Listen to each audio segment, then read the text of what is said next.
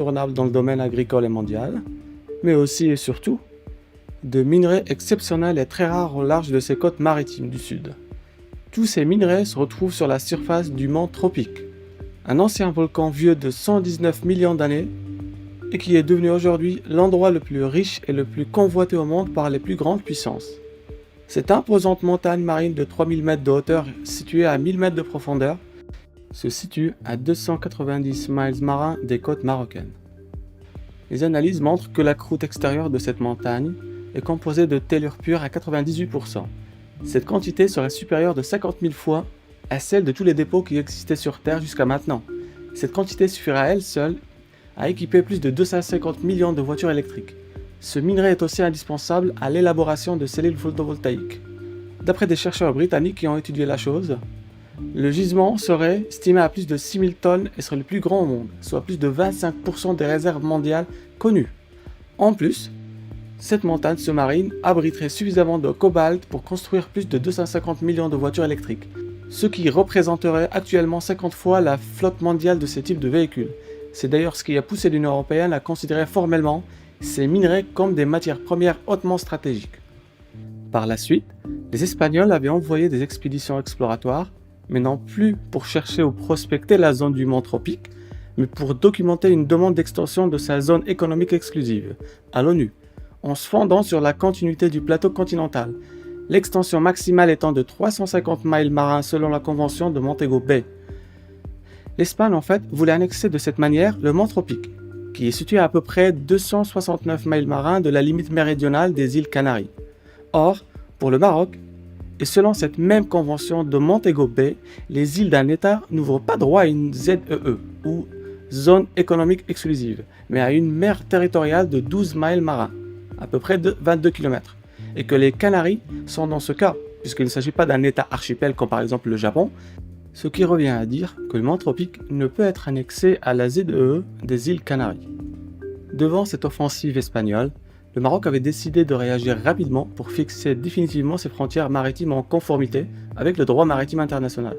C'est ainsi qu'en 2019, la Commission des Affaires étrangères, de la Défense nationale, des Affaires islamiques et des Marocains résidant à l'étranger du Parlement marocain a adopté 2 lois sur les frontières maritimes, fixant jusqu'à 200 miles marins la zone économique exclusive du Royaume, face à ses côtes, y compris celle de son Sahara. Ce qui revient à dire que le mont Tropique se trouve désormais dans la zone maritime marocaine et non plus espagnole. C'est d'ailleurs ce qui a poussé le ministre espagnol des Affaires étrangères à rappeler à cette époque que la délimitation des eaux de, entre parenthèses, pays voisins, devait se faire dans le cadre du respect de la Convention sur le droit de la mer, mais aussi par accord mutuel, bien entendu. Mais le Maroc a été plus rapide et s'est montré intransigeant sur ces domaines maritimes en conformité avec le droit international. D'ailleurs, c'est son droit. Cependant, il ne faut pas se douter un seul instant que derrière cette réaction ou contre-offensive marocaine, il y a très certainement un apport effectif de l'intelligentsia américaine, dans le pays convoite toutes les parties du globe où son intérêt peut être développé. Le Maroc à ce titre, et avec cette richesse minière, n'allait pas passer inaperçu. Et les Américains n'allaient certainement pas laisser filer une manne en cobalt et en lithium, appartenant à un pays ami allié, vers un pays européen, concurrent qui risquerait de mettre en difficulté le développement de ces secteurs industriels. Il faut se rappeler à ce sujet que, par exemple, le géant américain Tesla est actuellement le leader mondial en construction de voitures 100% électriques. Il est bien en avance en termes de technologie par rapport aux firmes européennes, mais pour préserver son leadership, il a besoin de cobalt, de beaucoup de cobalt, s'il veut multiplier sa production et développer ses ventes à l'international. Le mont Tropique s'avère donc non plus un simple souhait pour les industriels américains, mais une vraie nécessité, et devant des intérêts aussi importants, l'oncle Sam est connu pour ne pas y aller par le dos de la cuillère. Il a certainement conseillé le Maroc pour les décisions à prendre et les démarches à entreprendre. D'ailleurs, les manœuvres navales et aériennes conjointes entre le Maroc et les États-Unis en 2019 et aussi en 2020 au large des côtes sud du Maroc comprenant les territoires maritimes marocains nouvellement récupérés. On dise long sur le rôle américain. Les avions militaires d'ailleurs avaient même survolé les îles Canaries sans aucune réaction de l'Espagne. Comme quoi, devant les grands, les petits se taisent.